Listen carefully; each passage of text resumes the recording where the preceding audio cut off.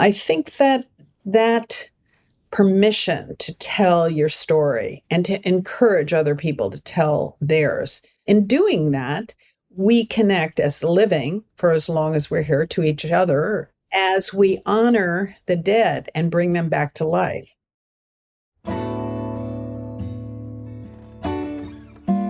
Welcome to Peaceful Exit, the podcast where we talk to creatives about death, dying, grief, and also life. I'm Sarah Kavanaugh, and my guest today is writer and journalist Nancy Howard Cobb, author of the book In Lieu of Flowers. Nancy's powerful collection of stories about mortality and grief came out more than 2 decades ago, but has recently been republished with a new introduction and epilogue. In the book, and in our conversation today, Nancy explores the deaths of her parents, the loss of a close friend, and the shattering discovery of a marriage built on lies. We discuss how the cultural appetite for talking about death has evolved over time, and why we still struggle to say the word died, even after someone has done just that. Nancy also explains why telling our stories of death and grief may be one of the most vital things we can do.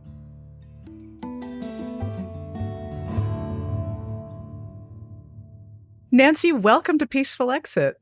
Thank you so much, Sarah. And by the way, Sarah Kavanaugh. Kavanaugh is a very Irish name. Well, my husband's half Irish and half German. And so we'll be on our way to Ireland in August to search out his family. So that'll be fun. Oh, that's so cool. My mother's parents were born there. So I think I may be going over in August with some Irish friends. So maybe we'll run into each other. Run into each other somewhere. Well, let's talk about your book. When I read this, I have to say, I kept nodding my head. And I wrote yes in the margins. And all these stories focus largely on grief and death. And it was published 25 years ago. What was the appetite at that time, culturally, for this kind of book?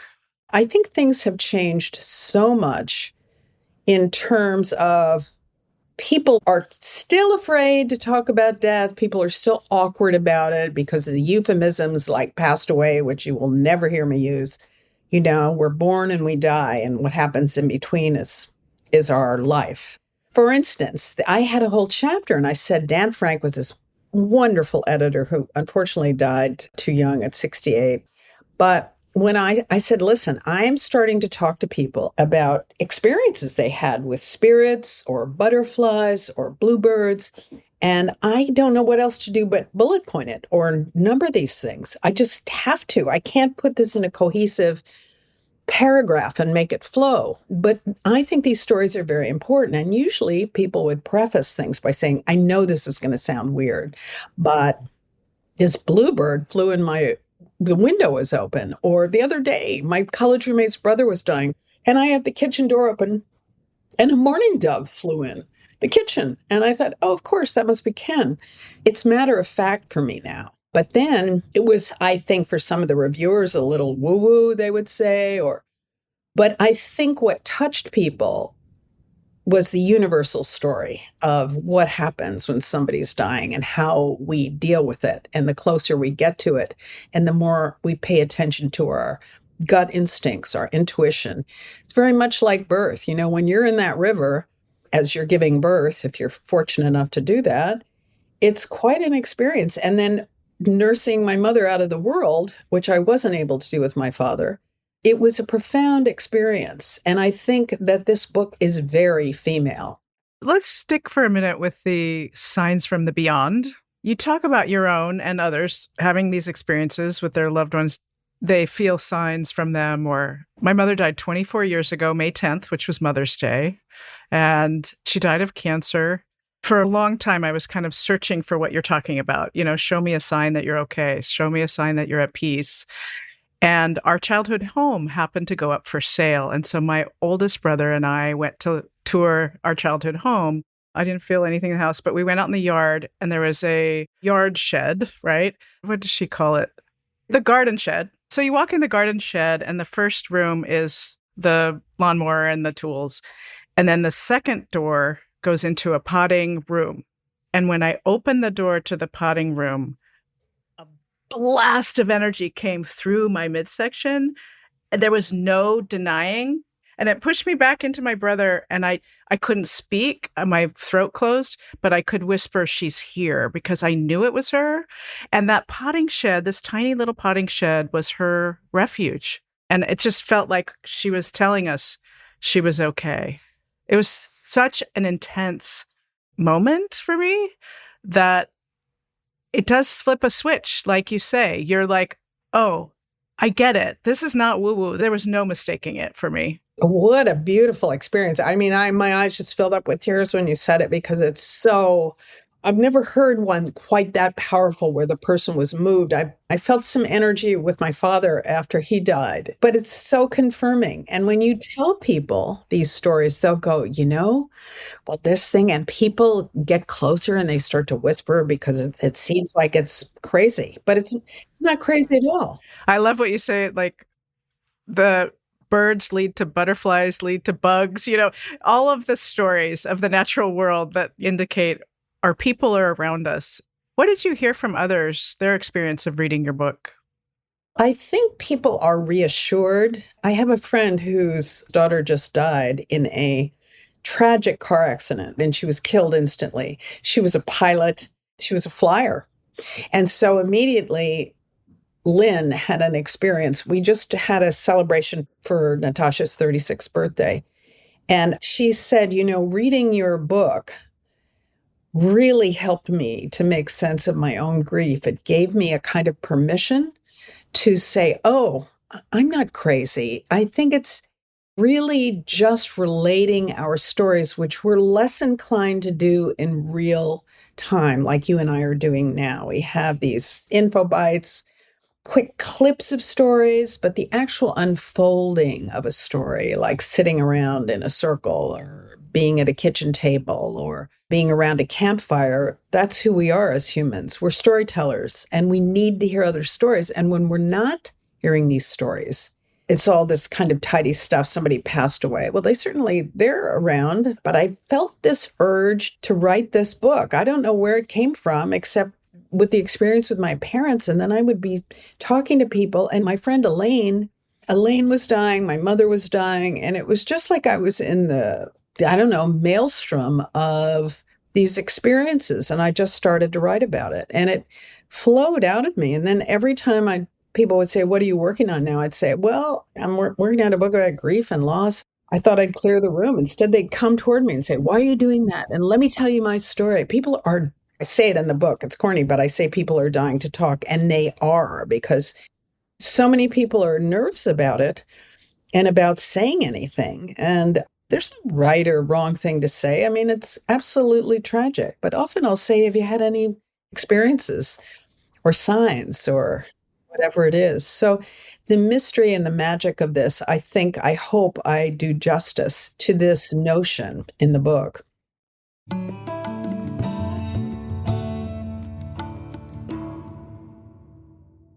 How did it feel to return to this material after more than 2 decades?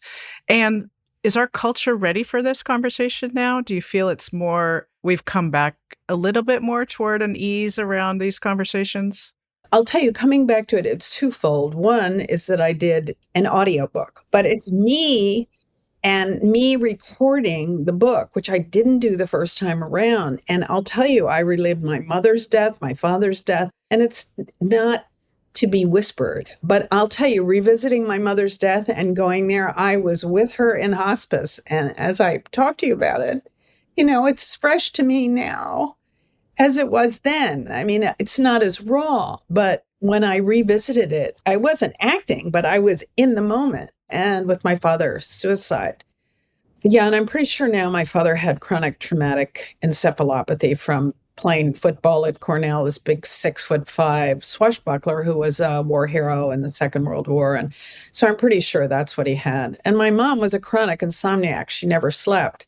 I'm the age she was when she died, or almost. Where do you think shifts when you reach the age that your parent dies and you live beyond? Have you done that already? My mother, she was 67. I'm almost there, and my sister is there, and we've been talking about it. But I'm curious what you have experienced. A lot of people have talked to me about that. The younger the parents' deaths, then The more profound that, yeah, I have a friend whose mother died at 53, but there's no question passing that milestone it's a big deal. And I also think that we have almost on a cellular level in our DNA. My dad died November 15th in 82, and my mom died November 17th, 96. And their anniversary was November 10th. When November comes along, I feel this kind of a disequilibrium. I didn't understand what that was. And then I put this together, and Elaine died just the very end of October. So, these things stay with us. And I think we carry things we don't even understand that we carry. We're such a literal, linear culture.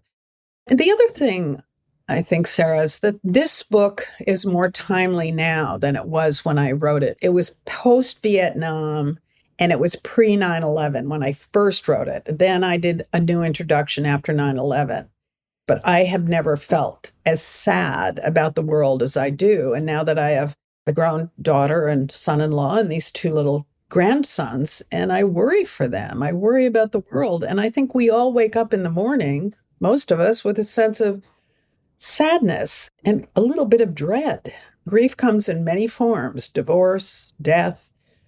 I'm more open and vulnerable. I'm a crier, but now I feel a real sadness. So I hope the book is a comfort to people in some ways.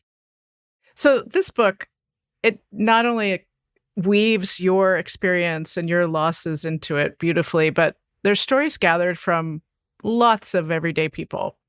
What did you learn about grief by interspersing other people's stories with your own? Well, one thing I realized is once I got through my own grief of my parents and Elaine, I needed to find other stories. Otherwise, it would have been a 40-page book. So what I learned was people were not only willing, but eager to talk about their experience. I think that permission to tell your story and to encourage other people to tell theirs. In doing that, we connect as the living, for as long as we're here, to each other as we honor the dead and bring them back to life. I think that the wisdom of the collective has informed my heart, my spirit, my life, my work. I would say that this has been a gift to me to hear these stories, and I hope that the book has been a gift to people who have needed to hear some voice in the wilderness, because it's pretty lonely. And that idea of permission, you write beautifully in the prelude. If you give yourself permission to talk about your experience, you'll find that other people will want to talk about theirs. And I think that's very true. I'm actually coming out with a book in the fall. I feature all sorts of other stories.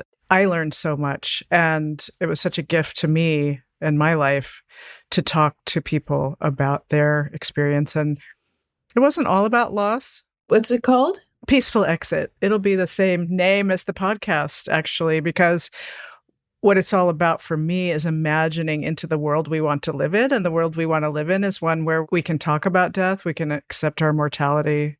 I come from an education background, so it's about the language we use. And you started this conversation saying, I won't say passed away, I'll say died. And I was like, yes. Yes. Yes.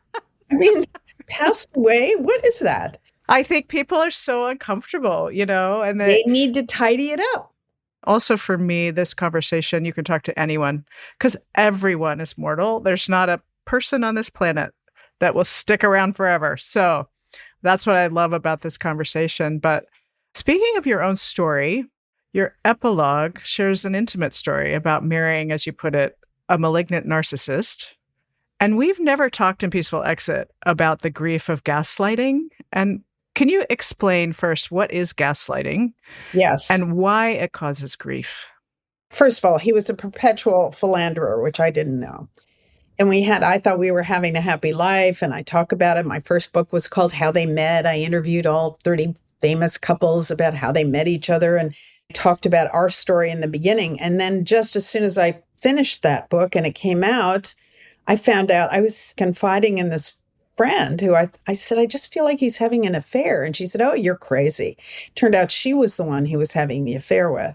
And this is while my mother is going downhill with dementia. I mean, if you want a perfect storm, I was living in it. I lost 30 pounds. I couldn't, I could barely get out of bed. And I had an adolescent who, by definition, thought I was a jerk. So it was a little scary to write that. But I think that cracking open of being lied to, gaslight has to do with somebody lying.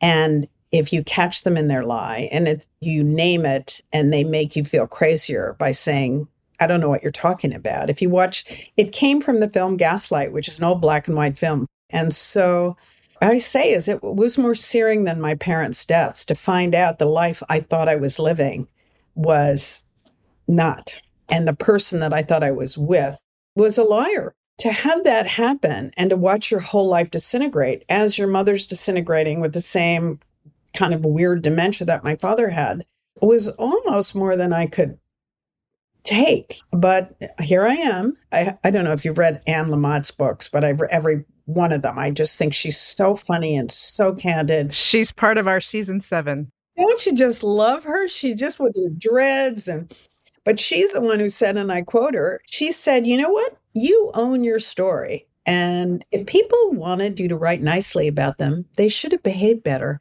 What did you do personally to metabolize all of that grief?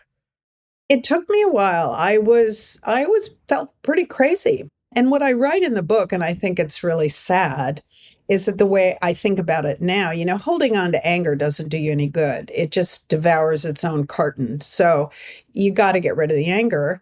And once I asked for divorce, I traveled all over the world. I traveled where he would never have the chops to go. I lived in India for 2 months. It was wonderful. And I had a bunch of boyfriends and I lived my life as I saw fit. My daughter was at that point was grown, and somehow you need to jettison the things that really are not helpful, holding on to these things. Why would that happen? Oh, when this happened, then that must have been happening. You start going, you go down this Nancy Drew trail of being a detective, and then you think, well, what's the point of that? But writing about it actually was very satisfying. It wasn't revenge.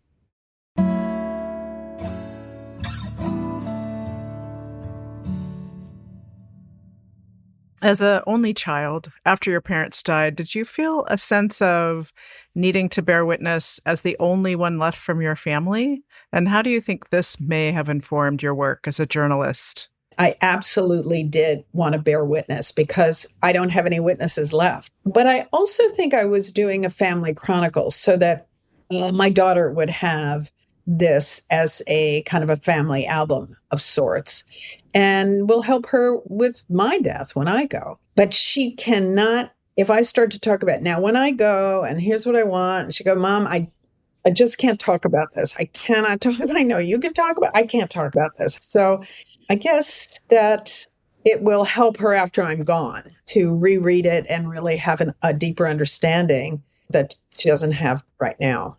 And the more you say it, the more she'll inch into the conversation. Exactly. So my dad died in December. Oh, wow. But he had dementia for many years. And I wanted to ask, did the morning the loss of your mother begin in some ways before she died?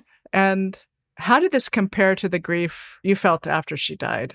I was mourning my mother as she was going downhill.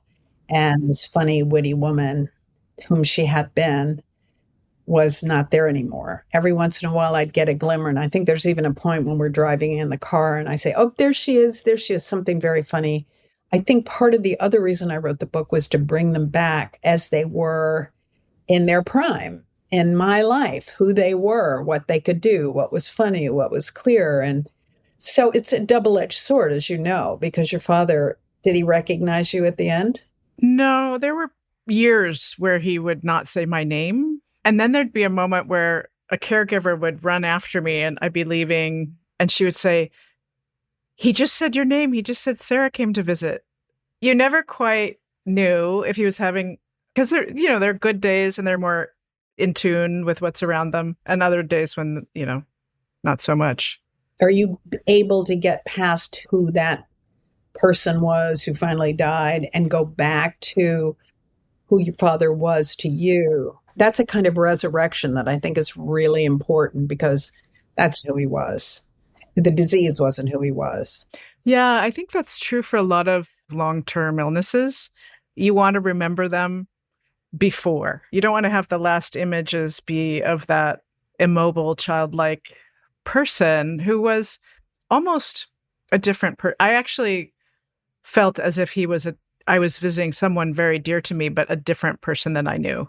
My very first interview for this podcast was Patty Davis, and she talked about her father, Ronald Reagan, dying of dementia. And she said something that really stuck with me, and that was that their spirit does not have dementia. Like, they know you're visiting, they know you're there. Hearing is the last sense that goes, so talk to them and be with them. And that really helped me. I always did that intuitively after a while. At first, when you're trying to make sense of what they're saying. And then I realized, no, just act as if. But what I would do is I realized I'd put on Brazilian music and she would start to dance and talk about a sense memory. And we'd dance in the living room. And it was just as if, and music, you've seen that. I'm sure, I don't know if you've ever seen that Instagram with this woman who had dementia, but she had been a ballerina and she had starred in Swan Lake, and the way she moves her, she hears the music. It's heartbreaking. It's so heartbreaking, but you realize, play music, sing the songs. I would sing as my mother was dying, and I told her she didn't have to eat anymore. We had this moment, which was, I think, except for my daughter's birth, one of the biggest miracles in my life, when I was telling her, you don't have to eat if you don't want to eat. You can do this. Dad is waiting. Somehow she got it. I was crying. She started to cry. And then she touched my face. 3 weeks later, she was gone. She stopped eating. I said to the aides, please do not feed her. She does not want to eat. Hospice came in. It was such a sacred moment to be able to be with my mother during that period of her will and her own strength, allowing her to go. Nobody's forcing applesauce on her like I was trying to do, and realizing, what am I doing? To what end? What is this? And it's really, I think it's hard to understand until you've experienced it, just like birth. I mean, there's no way to describe giving birth to my daughter with a clunky earthbound language any more than it is describing. I tried my best in the book, but I do say it's a kind of clunky earthbound device now that doesn't work anymore. Do we need a new language for it? We do. And a peaceful exit is it stays with you. It's a true image of really what I had with my mother. So I love that. And my father had a peaceful exit. We were all around him. My husband, my brother, my sister, we were with him at his last breath, and he was home, and it's very peaceful. And this is what I want for everyone, to imagine into what they want. And whether it's in a hospital or a hospice or at home, it makes no difference. That's exactly right. And that's one of the things I learned writing this book. Different passages will hit people in very particular ways because it echoes their story. It's been amazing. Actually, I was talking to my former husband. He said, I feel like you were way ahead of your time when you wrote this book. I thought the same thing. You really, I don't know, I had a certain feeling when I read it, like, oh, she was there before all of these other books came out in the last 2 to 3 years. And you were there, and you were in it. You were in the conversation. And I'm so grateful to know you and to meet you. Back at you, sister. Talk about how it felt to learn your father had died 3 days after it happened. Well, my former husband and I were in San Francisco. He was a filmmaker. But my father, the last time I saw him, he was really going downhill. But my mother decided that she would wait until I was back in New York. We were flying back. So he died on Monday, and we were back very late Wednesday night. So she called Thursday morning. I was upset with my mother that she waited to tell me it because I had a new baby and she didn't want to upset. But you've got to tell the truth in the moment. That's one thing. As difficult as it would have been coming back on the plane, I felt robbed because everybody knew my father had died except for me, and I was his only child. So his brother, his sister, all these people knew and I didn't know. So thanks for asking that question. And I write about it. In retrospect, I think believed he was saving our lives while he took his own. And I do believe it was a conscious suicide, if you can call it that. He was 75 years old. He was not going to hang around drooling. It was just not his style. So I think with the last scrap of cognition, my father, there were no pills. He couldn't have understood weapons. They lived on the 18th story. I imagine his death. At first, the violence of it was jarring to me. But yes, that was a difficult, it was, hard. Both of our projects, Peaceful Exit for me and In Lieu of Flowers for you, are built on the idea that talking about death dispels our fears and builds our courage. In your experience in talking to hundreds of people, hospices, medical schools, conferences over the years, have you found that to be true? I think it depends. It certainly depends on the person. But I think there are ambushes that happen, especially in the first year or two or three. You'll be somewhere and you'll smell something, or you'll see something, or you'll hear a song and it would just hurt your heart. I mean, there are just so many things where one is ambushed. So it's okay to be human, and it's okay to be vulnerable, and it's okay to lie down on the floor and howl if you need to do that. And some people need to do it much longer than others. It depends on who died. It's like snowflakes, every single one. Just as your birth was different than anyone else's, your death will be different.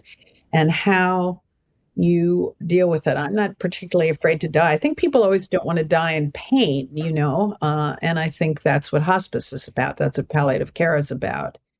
It feels to me like when we put language around things, it lowers our fear, it heightens our tolerance for these kind of conversations, and hopefully it's helpful to people. What are you curious about now? And what's the question about death that you yourself are still sitting with that you haven't fully answered?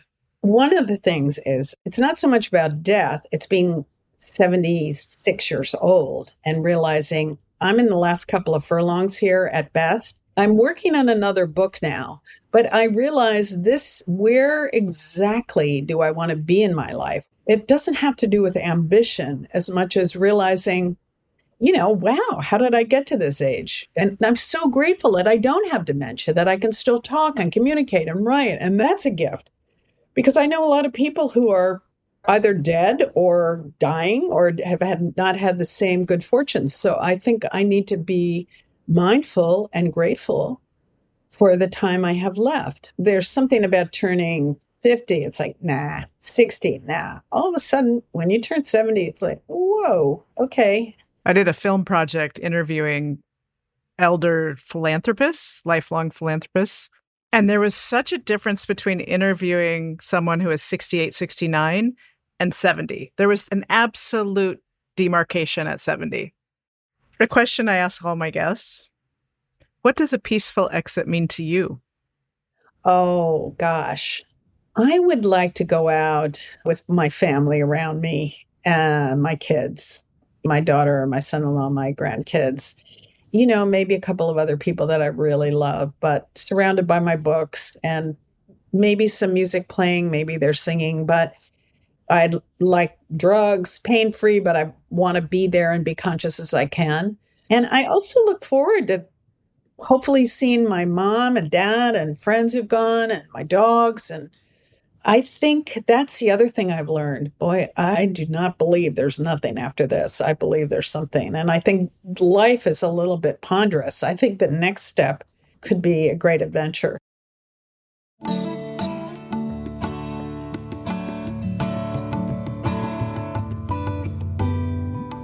Thank you for listening to Peaceful Exit. I'm your host, Sarah Kavanaugh.